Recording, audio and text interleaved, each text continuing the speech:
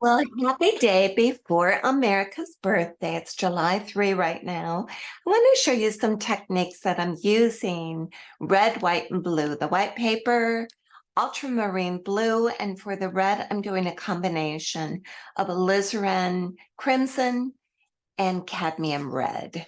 When I do paintings or teach classes that have, like, here's a folded flag, um, and another flag, I usually use alizarin crimson just because it tends to look a little bit more like it's in the sun or aged correctly or whatever.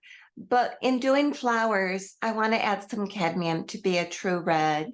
And then for the blue, I'm using ultramarine blue. And of course, you have a white paint.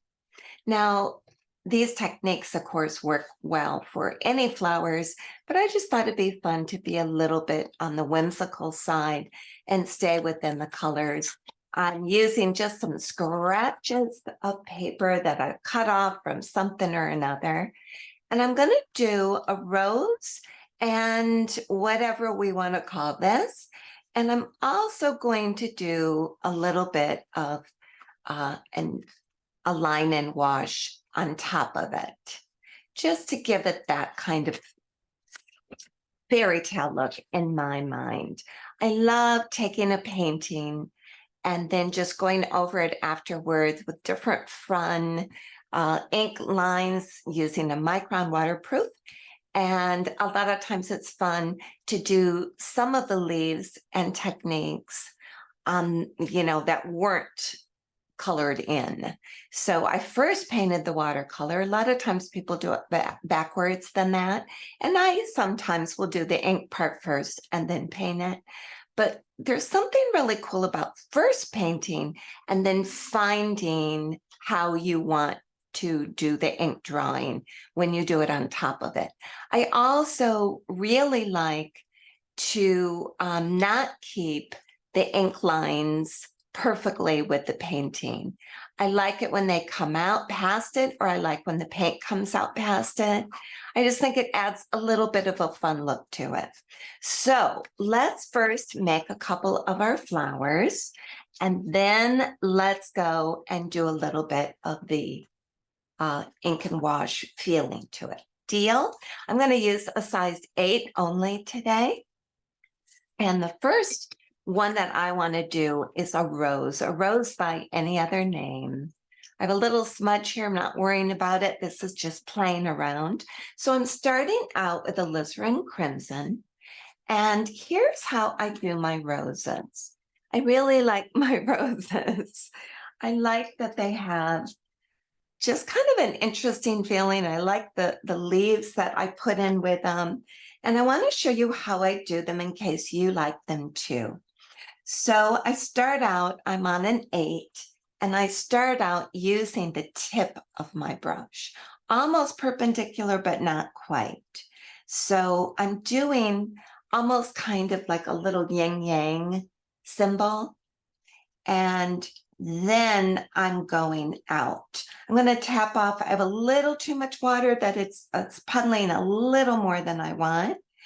What I like to do, a lot of times when people do these type of roses, it ends up looking like a bullseye, that every little circle around them gets even, what's the word I want? You know what I mean by a bullseye. It's just like an even pattern that they get surrounded by it. And what I love to do is overlap them. And then also I like to sometimes connect one of them or another one of them just for effect. At some point, I'm rinsing in my brush in the water, but not fully. I'm dipping it, swishing once, and now we're going to go to the really light areas. And again, I overlap. I don't want it even. I don't want it looking like a bullseye circle. I just want just a fun little rosy look that then goes into other details. At this point, you can add another color, and I'm going to use cadmium red. I'm going to just tap into the center, and then I'm going to do a few little details. Everything's still fairly wet, so it's just going to kind of run together. This looks pretty with any colors you decide to do. And that is my rose. Now, if you're a perfectionist, it's hard to leave it at this point. I am well aware of that because it just looks kind of incomplete, right? But you really want to, with watercolor, you want to have like this cool factor of not overworking things. Plus, I'm going to be doing some ink areas, and then I can kind of do some stuff too. But trust me, don't overwork it, just have fun with it. I'm going to let that dry a minute, and now I'm going to do a couple what I call kind of pull flowers or drop flowers. They look like a variety of flowers to me. They look kind of like they could be daisies of some sort. They could be a cornflower. They could be just a variety of a standard type of flower that you see all over, kind of a field flower. So here's what I'm going to do. This time I'm going to start with the cadmium red. I'm going to do a couple of these. This time I'm going to do a little center first, just dot, dot, dot. And I'm going to do three. So to make that little dome, this one I'm going to pretend the flower's sideways. So I'm doing like a little dome.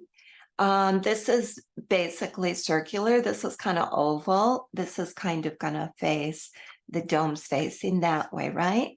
Then I rinse my brush, tap off excess so I'm not just, and let me get bigger so you can see what I mean. I'm rinsing it off. I have a paper towel right here. I'm tapping off excess so I'm not bringing an entire puddle onto the flower, okay? So now I'm going to go in and I'm going to pull invisible-ish little leaves from the center. And you can do different amounts, but I tend to like uneven numbers. So I'm going to stick with 5. So there's the first one.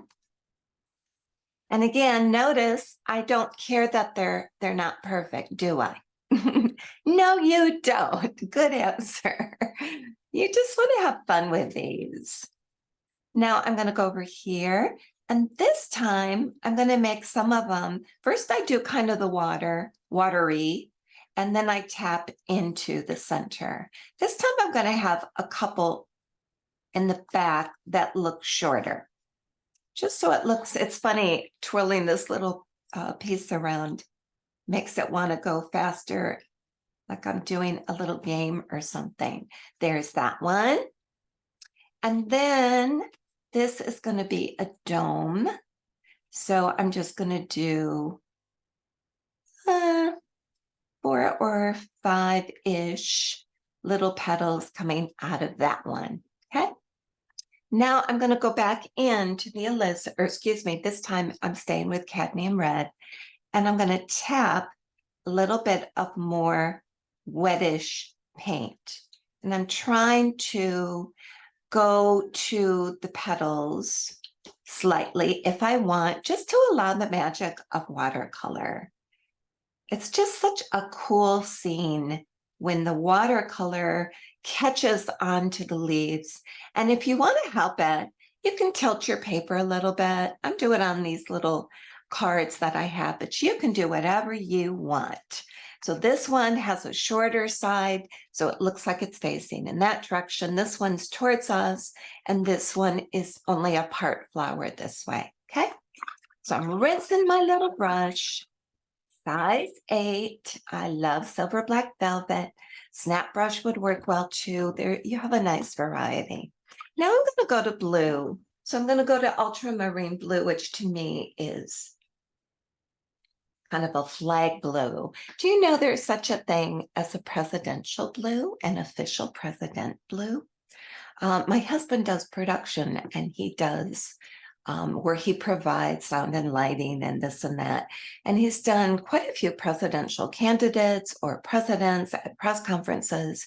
And many times the White House will order presidential blue drapes for the background. And they're not royal blue, and they're not sky blue, and they're not, there's lots of blues out there, but there's a presidential blue. Go figure, right? I know, I thought it was interesting too.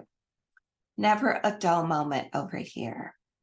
So I'm doing ultramarine, fairly pigmented, not a lot of water, smooth enough, kind of wet on dry for those of you that paint with watercolor, but not quite. It's a little less wet.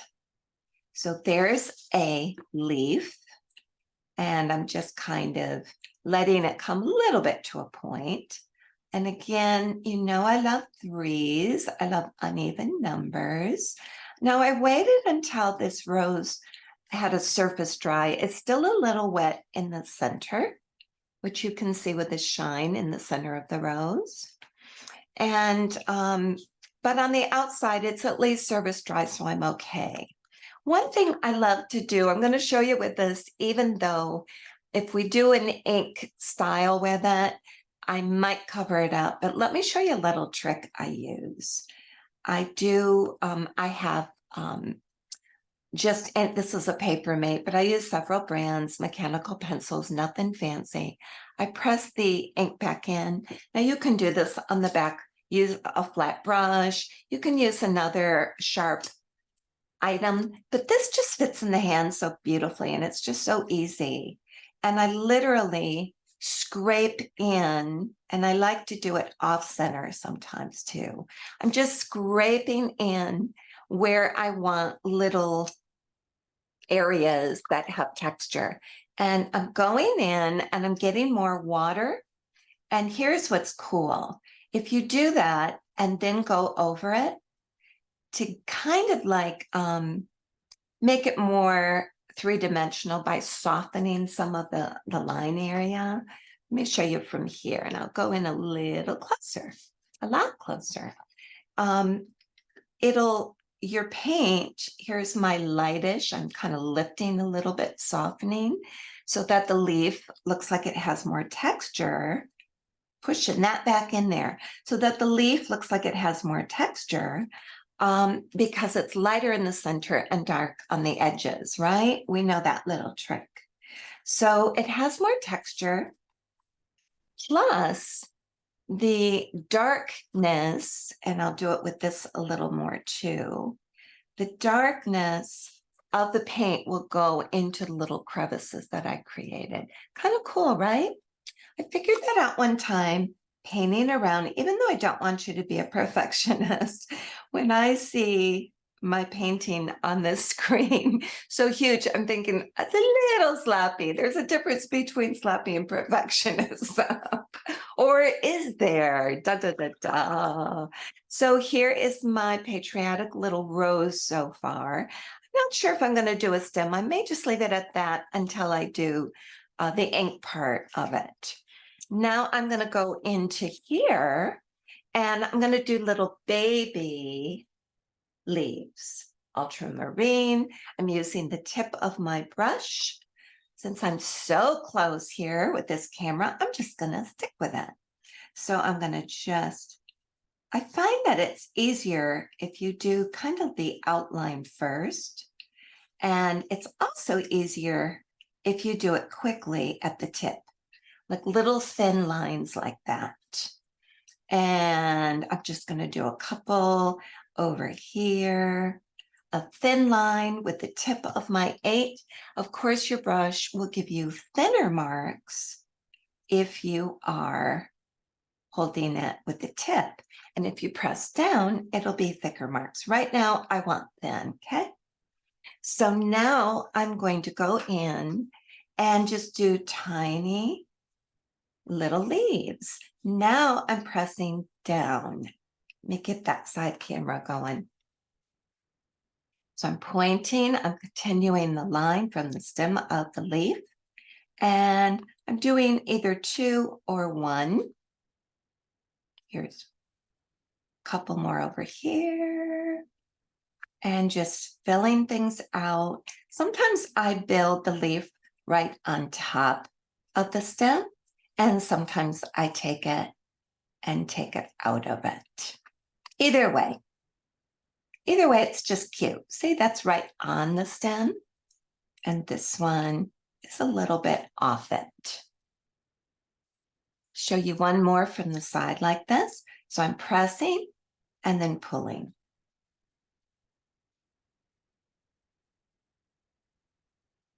Notice I am not overworking these or being fancy pants with them. I'm just playing around, and there's these so far. Almost reminds me, those kind of leaves almost remind me of like a wallpaper that our grandmas had. Here's another look with different colors of the type of leaves I'm making. And then also what it looks like when I put the ink feeling on it as well. Now, if you want to leave it like this, be my guest. It's sweet. They're pretty. This would make a nice little card, or just fun using these colors, right? Let me go to these that I've done already. And let me show you what I can do with a micron pen. Now, this one is a 505, if you can see it. If not, you'll have to take my word for it. I also have other brands. Sometimes it's called a needle drawing pen. This is a decent brand. Just make sure it really is waterproof. It's not just pretend. If it says water resistant, it's not waterproof, okay? So I'm starting with this one. Sometimes when I do shorts, and I think more of you see my work when I do shorts, but then I feel like I'm doing mad rushing. I'm not a good editor, so I just do real time. So I made little circles first for the center. And those little circles don't have to be perfect, but I'm just putting them in the center and mainly on the outside to give perspective. Lighter in the center means it looks a little bit more perspective, like there is a 3D effect, okay? And then I'm gonna go in 1, 2, 3, 4, 5. I can't even figure where my petals are. I'm going to create where they are. We'll just make up where we think they should be. And that one's too heavy, so I'm going to try to soften it. You know, they're kind of like watercolor. You can lean on it heavily, or you can do it just kind of skimmy like I'm trying to do right now. Sorry, I went out of frame. Shame on me. During an important part too. So all I did is I pulled up from the center. And don't make a pattern, do them very random looking. Okay. Now we're back where you see it straight on. And then when I'm done, I'm doing like a little wiggly petal ending also. You don't have to, but I think it has kind of a cute look when it has that. We'll see what you think. And that, there's my 5 petals. Gives a whole different look, doesn't it? And I'm going to do some of this. And as I said to you, they don't have to match perfectly. In fact, I prefer when they don't. I kind of like it looking like just a quick sketch. And I kind of like it when the paint and the drawing don't match perfectly. Is that just me? I don't know.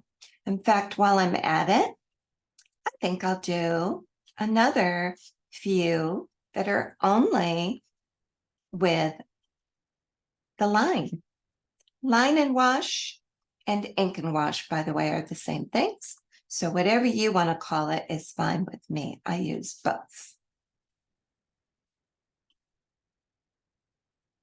So it's kind of cute to have some that have the color in them and some that are just kind of left raw.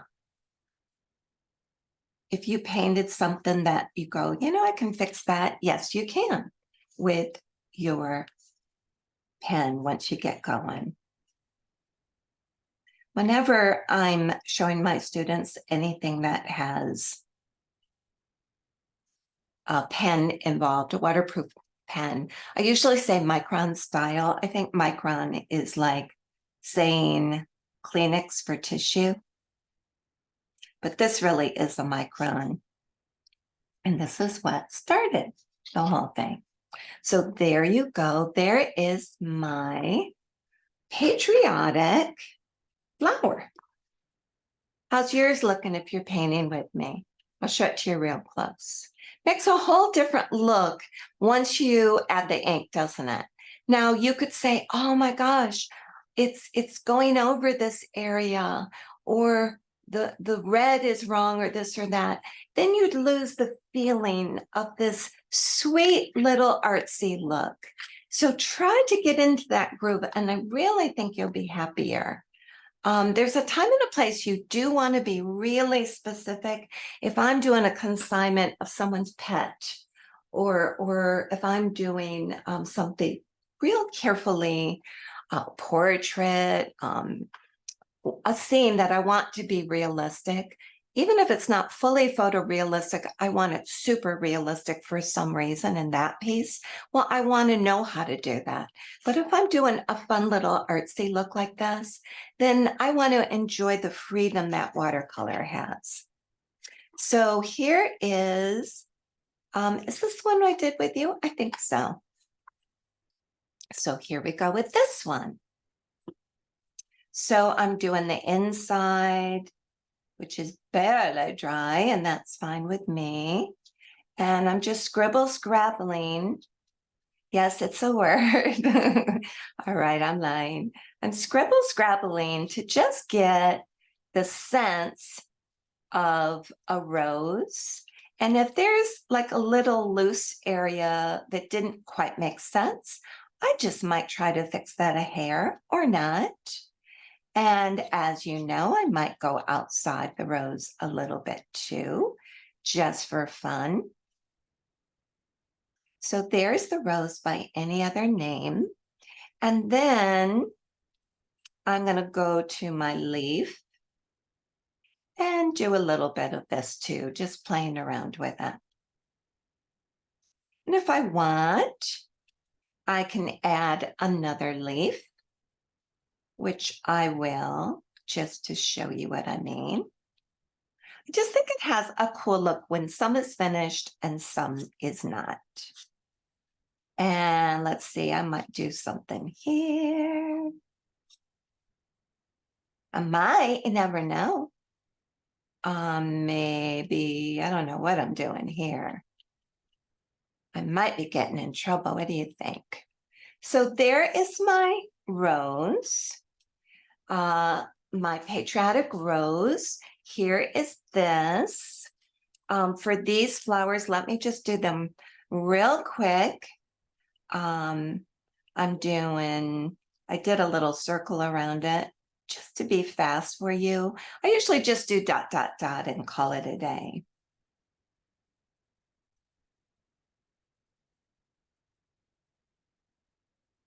But I know you've got a busy day. If you have to leave, it's okay. You won't hurt my feelings. But I just thought you were patient and you might want to see what some of this looks like.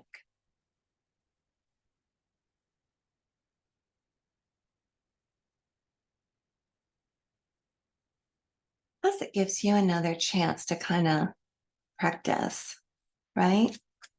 So there you go. You can see what it looks like if I don't do the base of the flower and what it looks like when I do my little wiggly flower. I just think it adds a lot to the make-believe fun. Now, I'm not going to do all these leaves, but I am going to do the first flower, just so you can see it in this setting. And wouldn't it be just a very pretty little flower arrangement to have a bunch of those, right? So let me just do a couple here so you can see what it's supposed to look like. Okay, I'm not going to do the petals, but I think you probably want to see. Oops, I didn't mean to do that. I wanted to keep that short. That's okay. I thought you might want to see. This is a lopsided flower. I love my lopsided flowers. I don't know what it is with them, but I just think they have more personality. This one's facing this way. I didn't finish the leaves. You can see the difference. So here's a few patriotic, and here's one I didn't do the ink with it, the rose. And that's pretty too, and you might want to just stop there. So let's go back here, and here is a little grouping. All the same techniques, different looks, and I just hope that you had fun with it. You can, of course, use this for any kind of floral arrangement of any colors, but I thought you might have fun doing them in the color of the season, especially if you live in the United States and want to have fun with the colors of what's going on. And happy birthday, America. And God bless everyone, wherever you live. Hope you enjoyed it. Until next time.